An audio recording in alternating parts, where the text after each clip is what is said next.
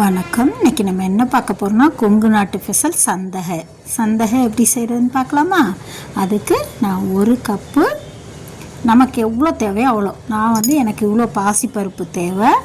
அந்த பாசிப்பருப்பு எடுத்து நல்லா சட்டியில் போட்டு நல்லா வாசம் வர வரைக்கும் வறுத்துக்கணும். கை விடாமல் வறுத்துக்கிட்டே இருக்கணும். செவக்கக்கூடாது. வாசம் வந்தோன்னா ஆஃப் பண்ணிவிட்டு கழுவிட்டு குக்கரில் சேர்த்து ஒரு 3 விசில் வச்சு எடுத்துக்கலாம். இப்போ பாருங்கள், வெந்துருச்சு. இப்போ அதை நல்லா கரண்டியிலேயே மசிச்சு விட்டுட்டு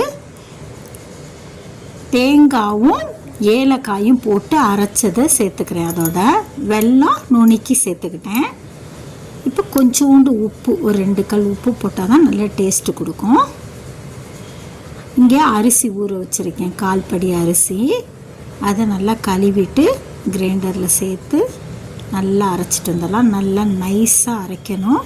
உப்பு சேர்த்துக்கலாம். அரைக்கிறப்பயே நல்ல தோசை மாவு பதத்துக்கு அரைக்கணும். இப்போ நல்லா அரைச்சிட்டு வந்ததுக்கப்புறம் இட்லி ஊற்றி வேக வச்சுக்கலாம்.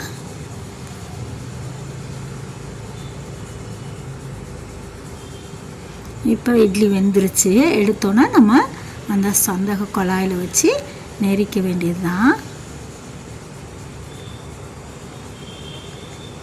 இதெல்லாம் கொங்கு நாட்டில் சந்தக ஸ்பெஷல். அவங்க கல்யாணத்துக்கே இதை தான் மாப்பிள்ளைக்கு, விருந்துக்கு வர மாப்பிள்ளைக்கு காரம், புளிப்பு, இனிப்பு எல்லாத்துலேயும் வெரைட்டியாக செய்வாங்க. கொங்கு நாடு ஸ்பெஷல் தான் நம்ம சந்தகை. இப்போ அதை நம்ம நல்லா வச்சு நெரிச்சு எடுத்துக்கலாம். நல்லா வெந்துடணும் இட்லி.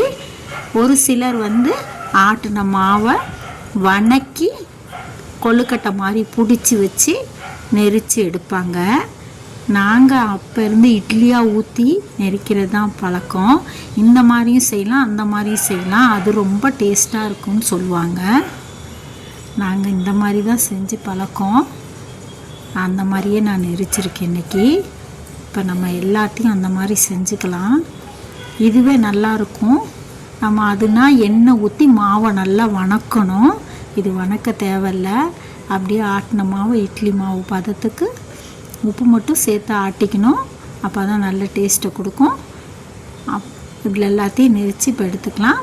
இப்போ பாயாசம் நல்லா கொதிக்க வச்சு வச்சுருந்தோம்ல, அதை ஊற்றி சாப்பிட வேண்டியதுதான். காரமாக வேணால் லெமனும் சேவையும் செஞ்சுக்கலாம். இல்லை சும்மா தாளிப்பும் மிளகாய் கிள்ளி போட்டு கடுகு உளுந்தம் பருப்பு போட்டு தாளிச்சும் செஞ்சுக்கலாம். நான் இன்றைக்கி அதெல்லாம் எதுவும் செய்யலை. வெறும் இனிப்பு பாயாசம் மட்டும்தான் செஞ்சுருக்கேன். இந்த மாதிரி நீங்களும் செஞ்சு பாருங்கள். இந்த மாதிரி வீடியோ பார்க்குறங்க சேனல் சப்ஸ்கிரைப் பண்ணி